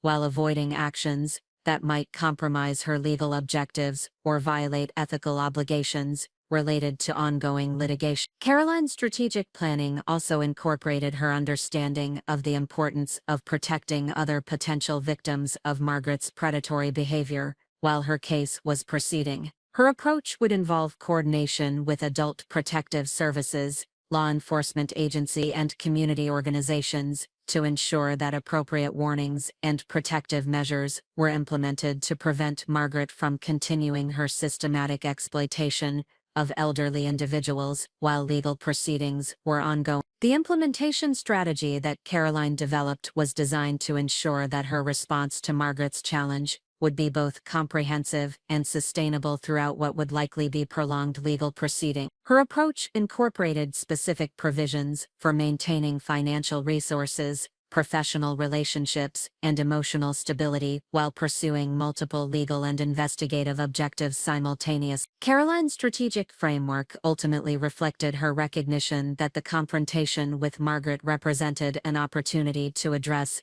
not only the immediate threat to her inheritance, but also the broader pattern of systematic elder abuse that Margaret's activities represent. Her planning process had transformed a defensive response to a legal challenge into a proactive campaign for justice that would establish precedents and consequences designed to protect vulnerable elderly individuals throughout the community. The strategic plan that Caroline developed represented the culmination of her professional expertise, educational background, and personal preparation for exactly this type of confrontation. Her approach would enable her to transform Margaret's calculated attack into an opportunity for comprehensive victory that would address both immediate legal challenges and broader objectives related to justice, accountability, and community protection. The foundation that Rose had provided through decades of systematic preparation had equipped Caroline with every tool necessary to develop and implement strategies that would ensure Margaret's predatory behavior would finally face appropriate consequence. The transformation of Caroline's individual challenge into a coordinated campaign for justice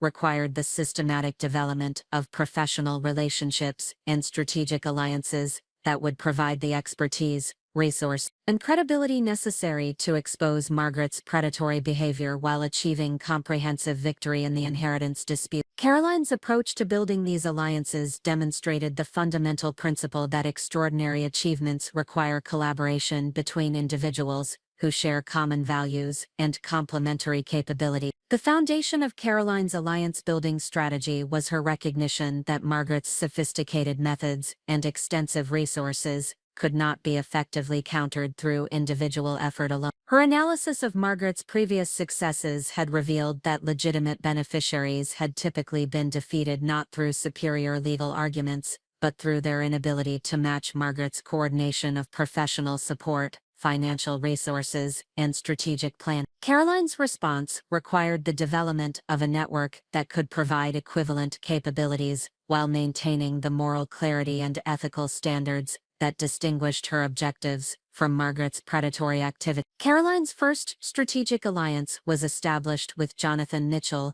a senior partner at Morrison & Associates, who had worked closely with Rose throughout her 40-year career as a paralegal. Jonathan's relationship with Rose extended beyond professional collaboration to genuine friendship and mutual respect based on shared values and complementary expertise. His understanding of Rose's character, her estate planning decisions, and her specific concerns about Margaret's behavior provided crucial context for developing effective legal strategies, while ensuring that Caroline's actions honored Rose's memory and intention. Jonathan's expertise in estate litigation and elder law provided Caroline with access to specialized knowledge about the legal procedures and precedents that would govern her case. His experience with inheritance disputes involving allegations of undue influence and mental incompetency equipped him with practical understanding of the evidence requirements and strategic approaches that would be necessary to defeat Margaret's challenge. Most importantly,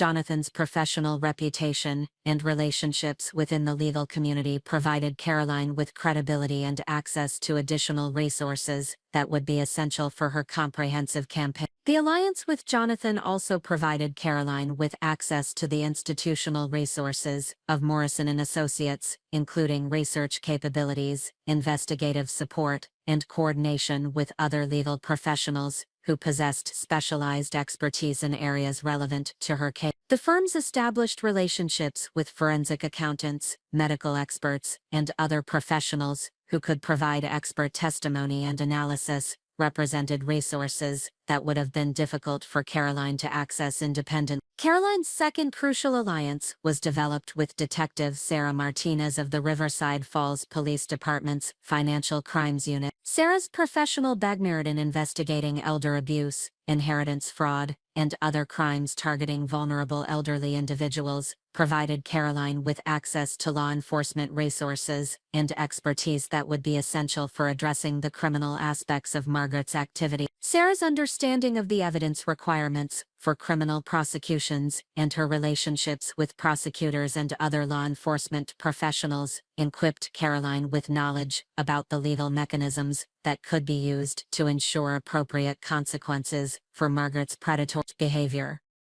The alliance with Detective Martinez also provided Caroline with access to investigative capabilities that exceeded what could be achieved through private resources alone. Sarah's ability to obtain search warrants, subpoena records, and coordinate with other law enforcement agencies represented advantages that would be crucial for uncovering the full scope of Margaret's activities and building comprehensive cases against her and her associates. Sarah's professional obligation to protect vulnerable elderly individuals from exploitation aligned perfectly with Caroline's moral objectives, while providing official authority for actions that might otherwise be constrained by privacy laws and procedural limitations. Caroline's third strategic alliance was established with Dr. Rebecca Thompson, a geriatric psychiatrist who had provided expert testimony in numerous cases involving allegations of mental incompetency and undue influence in inheritance disputes.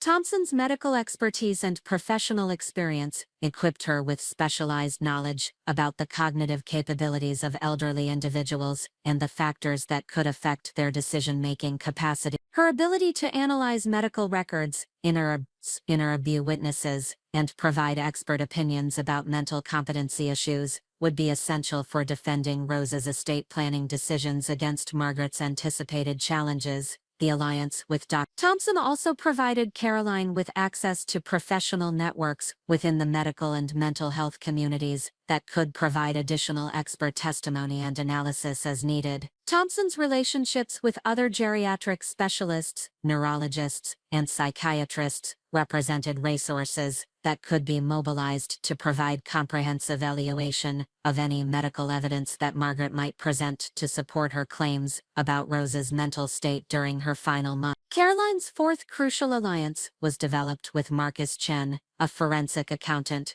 who specialized in investigating financial crimes and analyzing complex financial transactions for evidence of fraud and manipulation. Marcus's expertise in financial analysis and his experience with inheritance disputes provided Caroline with capabilities that would be essential for examining Margaret's financial activities and identifying evidence of systematic fraud or other criminal behavior. His ability to trace financial transactions, analyze investment patterns, and identify hidden assets would be crucial for understanding the full scope of Margaret's predatory activities and their impact on her previous victim. The alliance with Marcus also provided Caroline with access to specialized software and databases that could be used to analyze financial records and identify patterns of suspicious activity that might not be apparent through conventional examination methods. Marcus's professional relationships with other forensic accountants, banking professionals, and financial investigators represented additional resources that could be mobilized to provide comprehensive analysis of complex financial evidence. Caroline's fifth strategic alliance was established with Jennifer Walsh, an investigative journalist who specialized in reporting on elder abuse and consumer protection issues. Jennifer's professional background in investigating and exposing systematic fraud and abuse provided Caroline with access to media resources and public awareness capabilities that would be essential for ensuring that Margaret's predatory activities received appropriate public attention. Jennifer's ability to research public records, inter-abuse sources, and coordinate with other journalists represented investigative capabilities that complemented Caroline's legal and technical resources. The alliance with Jennifer also provided Caroline with access to advocacy organizations and community groups that worked to protect elderly individuals from exploitation and abuse. Jennifer's relationships with these organizations represented opportunities to build broader support for Caroline's case, while ensuring that the lessons learned from her confrontation with Margaret would be used to protect other vulnerable elderly individuals from similar exploitation. Caroline's approach to building these alliances was characterized by transparency, mutual respect, and shared commitment to justice, rather than purely transactional relationships based on immediate self-interest. Her willingness to share information, acknowledge the expertise of her allies, and coordinate her actions with their professional obligations created foundations for collaboration that would sustain the relationships throughout prolonged and challenging proceedings. The development of trust within Caroline's alliance network required careful attention to confidentiality requirements, professional ethics, and the legitimate interests of all parties involved. Caroline's approach demonstrated respect for the professional obligations and ethical standards that governed her allies' activities, while ensuring that their collaboration would enhance, rather than compromise, their individual effectiveness and professional reputation. Caroline's coordination of activities among her various allies required sophisticated project management and communication skills that enabled her to maintain alignment of objectives while respecting the independence and expertise of each professional involved. Her ability to synthesize information from multiple sources, coordinate timing of various activities, and ensure that all parties remained informed about relevant developments demonstrated leadership capabilities that enhanced the effectiveness of the entire network. The strategic value of Caroline's alliance network extended beyond the immediate capabilities that each individual professional provided. The collaborative relationships created synergies that enabled the development of comprehensive strategies that would not have been possible through individual efforts alone. The combination of legal expertise, law enforcement authority, medical knowledge, financial analysis, and media capabilities provided Caroline with resources that matched or exceeded what Margaret could deploy through her own professional network. Caroline's alliance network also provided emotional support and professional validation that sustained her resolve throughout the challenging process of confronting a sophisticated adversary with significant resources. The confidence that experienced professionals expressed in her case, and their willingness to commit their reputations and resources to her cause, provided Caroline with reassurance that her objectives were both achievable and worthy of the personal risks and sacrifices that would be required.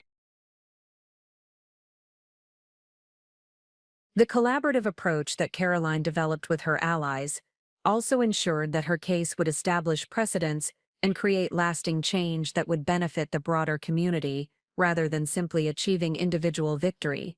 The involvement of law enforcement professionals, medical experts, and advocacy organizations meant that the lessons learned from her confrontation with Margaret would be integrated into training programs, policy development, and public awareness campaigns that would protect other vulnerable elderly individuals from similar exploitation. Caroline's success in building strategic alliances demonstrated the fundamental principle that individuals who possess moral clarity and professional competence can inspire others to join their cause and contribute their expertise to achieving common objectives. Her ability to articulate her vision for justice, demonstrate her commitment to ethical principles, and coordinate complex activities while respecting the autonomy and expertise of her allies, created a model for effective collaboration that transcended the specific circumstances of her inheritance dispute. The alliance network that Caroline constructed represented more than simply the accumulation of professional resources and expertise. It demonstrated the power of shared values and common purpose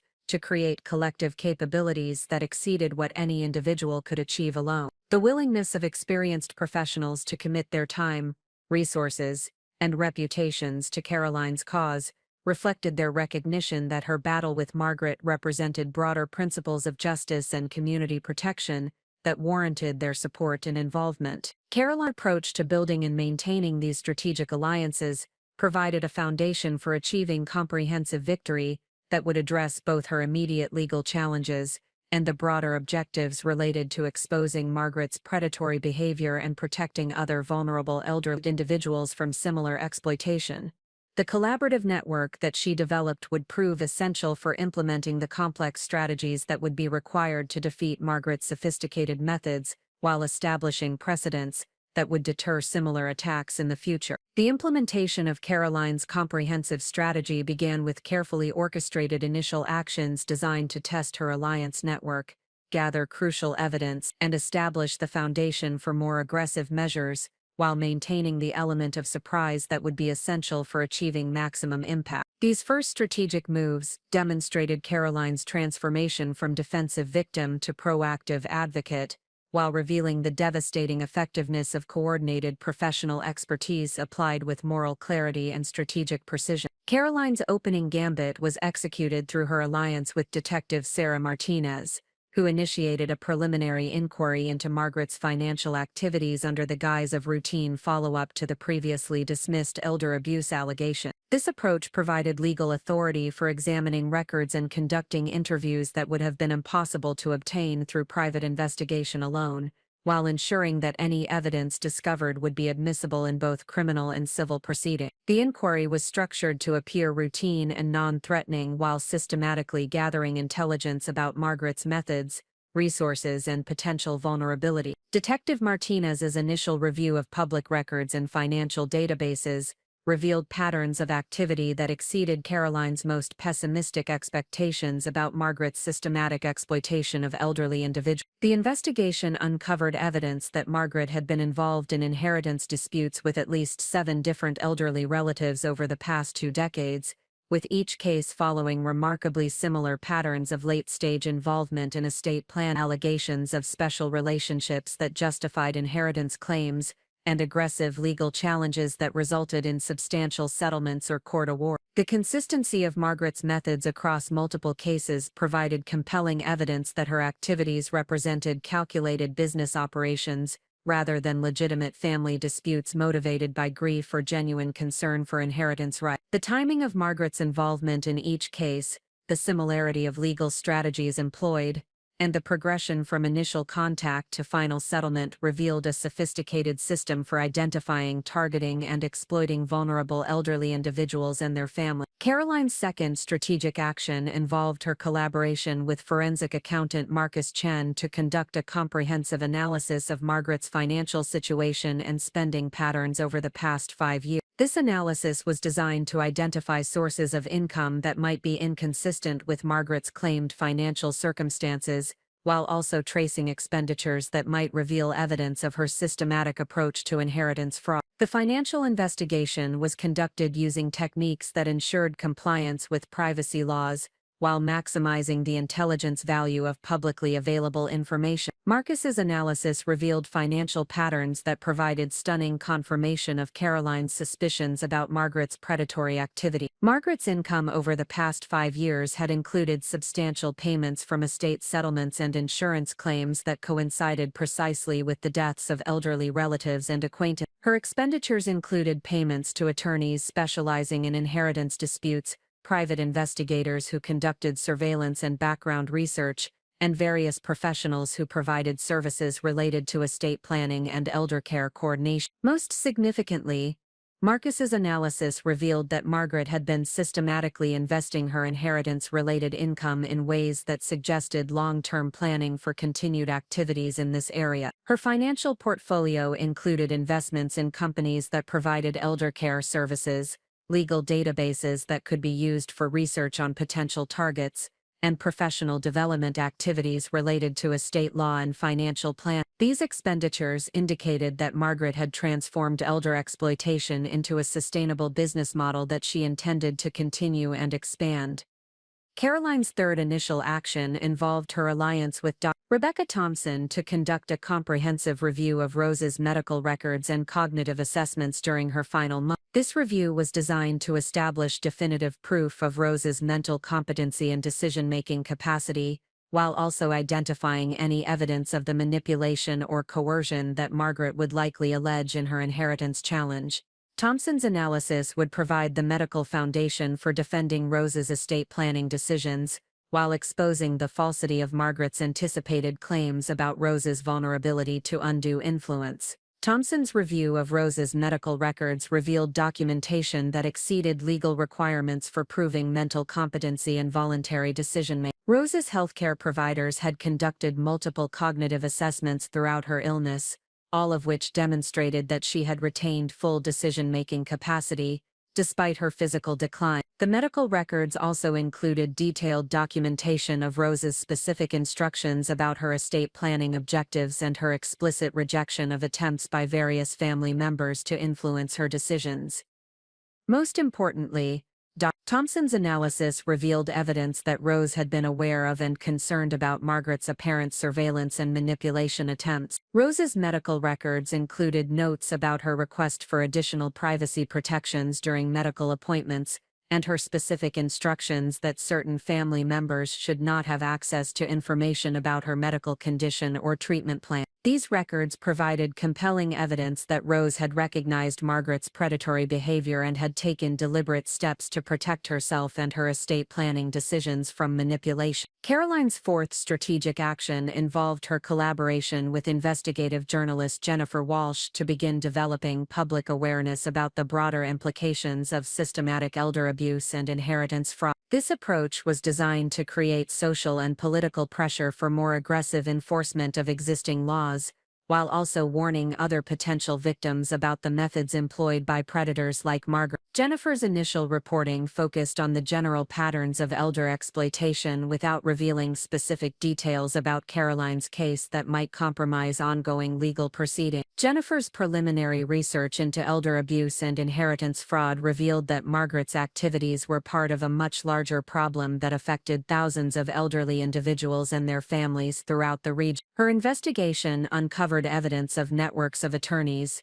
healthcare providers, and financial advisors who specialized in facilitating inheritance challenges and elder exploitation schemes. The scope of the problem was far greater than Caroline had initially realized, with systematic exploitation generating millions of dollars in illegal profits while devastating families and destroying the security of vulnerable elderly individuals. The public awareness campaign that Jennifer initiated served multiple strategic purposes beyond simply exposing the problem of elder abuse. The media attention created pressure on law enforcement agencies and regulatory bodies to take more aggressive action against systematic exploitation, while also alerting potential victims and their families to the warning signs of predatory behavior. Most importantly, the publicity established Caroline as a credible advocate for elder protection while positioning her legal battle with Margaret as part of a broader campaign for justice and accountability. Caroline's fifth initial action involved her coordination with attorney Jonathan Mitchell to file a comprehensive response to Margaret's inheritance challenge that went far beyond traditional defensive strategy. Instead of simply contesting Margaret's claims, Caroline's legal response included counterclaims for fraud, intentional infliction of emotional distress, and violation of elder protection statute. This aggressive approach was designed to transform the inheritance dispute into a comprehensive legal proceeding that would address the full scope of Margaret's predatory behavior while establishing precedents that would protect other vulnerable elderly individuals. Jonathan's legal strategy also included requests for expanded discovery that would require Margaret to provide detailed information about her involvement in previous inheritance disputes, her financial relationships with various professionals who assisted in such cases, and her communications with other individuals who might be engaged in similar systematic exploitation activity. These discovery requests were designed to expose the full scope of Margaret's activities while gathering evidence that could be used for criminal referrals and additional civil litigation. The coordinated implementation of these initial actions demonstrated the power of Caroline's strategic alliance network while establishing momentum that would be crucial for achieving comprehensive victory in the prolonged battle ahead. Each action action reinforced and amplified the others, creating synergies that exceeded what could have been achieved through individual efforts alone. The combination of law enforcement authority, forensic expertise, medical analysis, media attention, and aggressive legal strategy provided Caroline with advantages that Margaret had not anticipated and could not easily counter. The success of Caroline's initial actions also revealed the extent of Margaret's vulnerabilities and the weaknesses in her previously successful methods. Margaret's overconfidence in her established patterns had made her careless about protecting evidence and covering her tracks. Her assumption that Caroline would respond with conventional defensive strategies had left her unprepared for the comprehensive and coordinated attack that Caroline's alliance network was now implementing. Most importantly, the early results of Caroline's strategic actions provided compelling validation of her decision to transform from defensive victim to proactive advocate for justice. The evidence that was emerging through her coordinated investigation exceeded her most optimistic expectations about what could be proven regarding Margaret's systematic exploitation of elderly individuals. The scope of Margaret's predatory activities and the sophistication of her methods provided clear justification for the comprehensive approach that Caroline had developed. Caroline's initial actions also demonstrated her ability to coordinate complex activities among multiple professionals while maintaining strategic focus and tactical discipline. Her leadership of the Alliance Network showcased capabilities that had been developed through her professional experience and personal preparation but had never before been tested under such challenging circumstances. The confidence and effectiveness that she demonstrated in implementing these initial strategies provided foundation for the more aggressive measures that would follow. The momentum generated through Caroline's first strategic actions created psychological advantages that would be crucial for sustaining her campaign through the inevitable escalation of Margaret's opposition. The early successes in gathering evidence and building public support provided Caroline with confidence in her strategy, while demonstrating to Margaret that she was facing an opponent who possessed resources and capabilities that far exceeded what Margaret had encountered in her previous inheritance challenge. Caroline's initial actions had also established clear evidence that Margaret's inheritance challenge was motivated by systematic predatory behavior rather than legitimate family concerns. The patterns revealed through financial analysis, the documentation of Margaret's previous similar activities and the medical evidence of Rose's competency and autonomous decision-making created a compelling narrative that would be difficult for Margaret to counter through conventional legal strategy. The foundation established through these initial strategic actions positioned Caroline for the escalation phase of her campaign, when more aggressive measures would be implemented to expose the full scope of Margaret's criminal activities, while achieving comprehensive victory in the inheritance dispute. The success of her opening moves had demonstrated that her alliance network possessed the capabilities necessary to challenge Margaret's sophisticated methods, while her strategic approach had proven effective in gathering evidence and building momentum for the intensive battle ahead. The success of Caroline's initial strategic actions created momentum that required immediate escalation to maintain pressure on Margaret while preventing her from developing effective countermeasures to the coordinated investigation that was now revealing the true scope of her predatory activity. The escalation phase of Caroline's campaign was designed to force Margaret into defensive positions that would expose additional evidence of her systematic exploitation while demonstrating to the legal community and general public that this inheritance dispute represented something far more significant than a typical family disagreement over estate assets.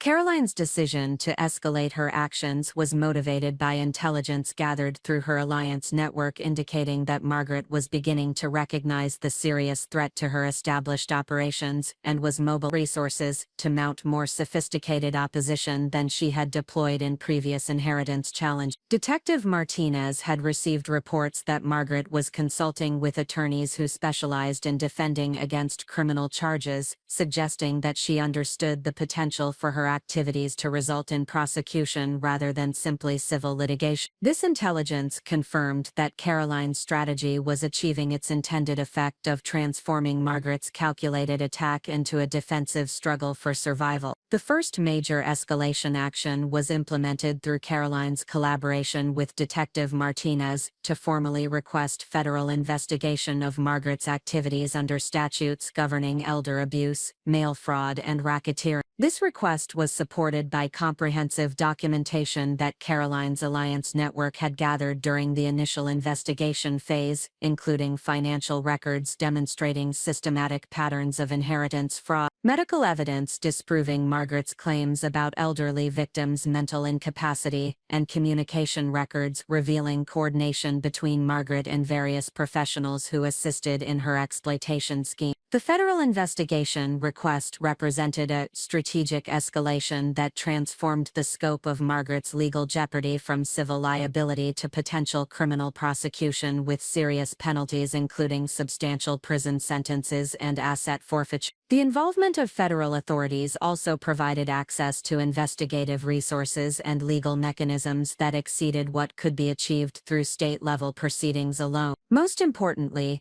the federal investigation established that Margaret's activities had attracted attention from law enforcement agencies with jurisdiction and resources necessary to address systematic criminal enterprise. Detective Martinez's presentation of the federal investigation request included detailed analysis of Margaret's pattern of targeting elderly individuals across multiple jurisdictions, evidence of her use of mail and electronic communications to coordinate her fraud scheme, and documentation of the financial enterprises that she had established to profit from systematic exploitation of vulnerable elderly individuals and their families. The request also included evidence of Margaret's coordination with other individuals who provided professional services that facilitated her inheritance fraud activities, suggesting the existence of criminal networks that warranted comprehensive federal investigation. Caroline's second escalation action involved her coordination with forensic accountant Marcus Chen to file formal complaints against Margaret with professional licensing boards, governing attorneys, financial advisors, and healthcare providers who had assisted in her previous inheritance challenge. These complaints were supported by detailed financial analysis demonstrating that these professionals had received payments that appeared to be compensation for services that violated ethical standards and potentially criminal statutes governing professional conduct in elder care and estate planning context. The professional conduct complaints represented strategic escalation that threatened to destroy the network of professional assistance that had enabled Margaret's success in previous inheritance challenge. The potential loss of professional licenses and the reputational damage associated with formal ethics violations would significantly reduce Margaret's access to the specialized expertise that her sophisticated fraud schemes require. Most importantly, the professional conduct proceedings would create additional sources of evidence and testimony that could be used in both civil litigation and criminal prosecution. Marcus Chen's analysis for the professional conduct complaints revealed financial relationships between Margaret and various professionals that suggested systematic coordination rather than legitimate professional services provided in individual cases. The timing and amounts of payments to attorneys, private investigators, and healthcare consultants demonstrated patterns that were consistent with fee-splitting arrangements and other violations of professional ethics standards. The analysis also revealed that several professionals had received payments from Margaret in multiple cases involving different elderly victims, indicating ongoing business relationships that facilitated systematic exploitation rather than legitimate professional services. Caroline's third escalation action involved her alliance with investigative journalist Jennifer Walsh to publish comprehensive expose articles that detailed Margaret's systematic exploitation of elderly individuals while highlighting the broader problem of inheritance fraud throughout the region. These articles were strategically timed to coincide with the filing of federal investigation requests and professional conduct complaints, creating maximum public awareness and pressure for aggressive enforcement action while protecting the integrity of ongoing legal proceedings. Jennifer's investigative reporting revealed that Margaret's activities were part of a much larger problem affecting hundreds of elderly individuals and their families throughout Oregon and neighboring states. The articles documented specific cases where Margaret and similar predators had successfully stolen substantial inheritances through systematic manipulation of legal processes designed to protect legitimate inheritance.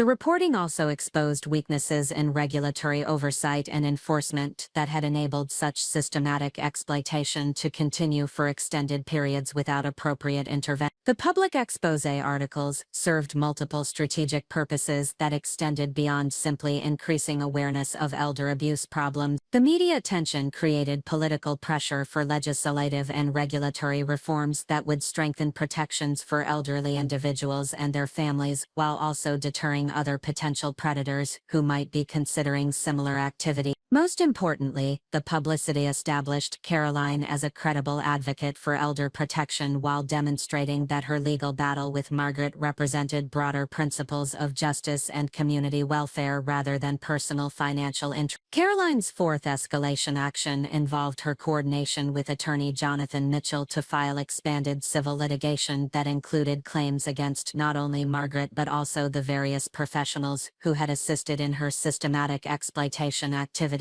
This expanded litigation strategy was designed to address the full scope of the criminal enterprise that had enabled Margaret's success while ensuring that all participants faced appropriate civil liability for their roles in systematic elder abuse and inheritance. The expanded civil litigation included claims for conspiracy, racketeering, and professional malpractice against attorneys, private investigators, healthcare providers, and financial advisors who had provided services that facilitated Margaret's inheritance fraud scheme. The litigation strategy also included requests for punitive damages and attorney fees that would ensure that victory in the civil proceedings would result in substantial financial consequences for all participants in the systematic exploitation enterprise. Jonathan's expanded litigation strategy also included coordination with class action procedures that would enable other victims of Margaret's systematic exploitation to join the legal proceedings and seek appropriate compensation for their losses. This approach was designed to maximize the financial and reputational consequences for Margaret and her associates while providing justice for all individuals who had been harmed by their systematic. Caroline's fifth escalation action involved her coordination with Rebecca Thompson to present medical evidence and expert testimony that would definitively establish Rose's mental competency and voluntary decision-making throughout her final months, while exposing the falsity of Margaret's claims about undue influence and manipulation. This medical evidence was strategically presented through multiple proceedings including the inheritance dispute, federal investigation, and professional conduct complaints to ensure maximum impact across all aspects of Caroline's comprehensive campaign. Thompson's medical analysis included comprehensive review of Rose's cognitive assessments, medication records, and healthcare provider observations that documented her mental clarity and autonomous decision-making capacity throughout the period when she was making estate planning decisions. The analysis also included expert opinion about the factors that would be necessary to establish undue influence or mental incapacity, demonstrating that Margaret's allegations were not supported by credible medical evidence and appeared to be fabricated for litigation advantage. The medical evidence presentation also included testimony from healthcare providers who had worked with Rose during her final months and could provide first-hand observations about her mental state, her understanding of her estate planning decision, and her explicit rejection of attempts by various family members to influence her choices. This testimony provided compelling evidence that Rose had been aware of Margaret's manipulation attempts and had deliberately structured her estate planning to protect her assets from such exploitation. The coordinated implementation of these escalation actions created pressure on Margaret that exceeded what she had encountered in any of her previous inheritance challenges. The simultaneous development of federal criminal investigation, professional conduct proceedings, comprehensive civil litigation, and sustained media attention represented a multi-front assault that required resources and expertise that Margaret had not previously needed to deploy. Most importantly, the escalation actions demonstrated that Caroline possessed capabilities and determination that would sustain prolonged legal proceedings, regardless of the financial and procedural obstacles that Margaret might attempt to create. Margaret's response to Caroline's escalation actions revealed both the sophistication of her established methods and the limitations of her ability to adapt to unprecedented challenges. Her initial attempts to discredit Caroline through character assassination and procedural manipulation demonstrated that she was still relying on tactics that had been successful in previous cases where her opponents lacked Caroline's resources and strategic coordination. However, the evidence that Caroline's alliance network had gathered made Margaret's traditional approaches ineffective while exposing additional aspects of her systematic exploitation activity. The escalation phase also revealed that Margaret had been overconfident in her assessment of Caroline's capabilities and had underestimated the strength of the evidence that could be assembled to document her predatory behavior. Margaret's previous successes had been achieved against opponents who lacked Caroline's professional expertise, educational background, and systematic preparation for exactly this type of confrontation. The sophisticated methods that had enabled Margaret's previous victories now became liabilities that provided additional evidence of her systematic approach to inheritance fraud. Caroline's successful escalation of her campaign demonstrated the power of coordinated professional expertise, applied with strategic precision and sustained by moral clarity about the objectives being pursued. The transformation of a defensive response to an inheritance challenge into a comprehensive campaign for justice and accountability showcased capabilities that exceeded what Margaret had encountered in her previous cases, while establishing precedents that would protect other vulnerable elderly individuals from similar exploitation. The momentum generated through Caroline's escalation actions positioned her for the decisive phases of her campaign, when the full scope of Margaret's criminal activities would be exposed and appropriate consequences would be imposed through coordinated legal proceedings. The success of the escalation phase confirmed that Caroline's strategic approach was achieving its intended objectives, while demonstrating that systematic predatory behavior could be effectively challenged when confronted by individuals who possessed the knowledge, resources, and determination necessary to seek comprehensive justice and accountability. The critical moment that would determine the ultimate outcome of Caroline's comprehensive campaign against Margaret's predatory enterprise arrived during the third week of December, when the convergence of multiple legal proceedings and investigative activities created circumstances that required extraordinary courage and strategic precision. The turning point emerged when Margaret, recognizing the existential threat to her criminal operation, deployed resources and tactics that exceeded anything she had previously employed, while simultaneously exposing vulnerabilities that would enable Caroline to achieve decisive victory through coordinated action across all fronts of their multifaceted confrontation. The crisis began when Caroline received intelligence through Detective Martinez, indicating that Margaret had retained the services of Vincent Kellerman, a disgraced former federal prosecutor who specialized in defending individuals accused of sophisticated white-collar crimes. Kellerman's involvement represented a significant escalation in Margaret's defensive capabilities, while also confirming that she recognized the serious criminal jeopardy that Caroline's investigation had created. Kellerman's reputation for aggressive tactics, procedural manipulation, and character assassination indicated that Margaret was prepared to employ methods that went far beyond conventional inheritance dispute strategies. Caroline's intelligence network also revealed that Margaret had begun liquidating assets and transferring funds to offshore accounts in jurisdictions known for banking secrecy and resistance to international law enforcement cooperation. These financial movements suggested that Margaret was preparing for the possibility of criminal prosecution and potential asset forfeiture, while also positioning herself to flee the country if legal proceedings developed in ways that threatened her freedom. The urgency of these financial transfers indicated that Margaret understood the comprehensive nature of the threat she faced and was implementing contingency plans that she had apparently developed for such circumstances. The immediate danger to Caroline's campaign emerged when Kellerman filed emergency motions in federal court, alleging that Caroline's investigation activities constituted harassment, witness intimidation, and obstruction of justice. These motions requested temporary restraining orders that would halt the federal investigation, suppress evidence that had been gathered through Caroline's alliance network, and impose sanctions against Caroline and her legal representatives for allegedly exceeding appropriate boundaries in civil litigation. Kellerman's strategy was designed to neutralize Caroline's investigative capabilities while creating legal complications that would consume her resources and attention. Up next, you've got two more standout stories right on your screen. If this one hit the mark, you won't want to pass these up. Just click and check them out, And don't forget to subscribe and turn on the notification bell so you don't miss any upload from us.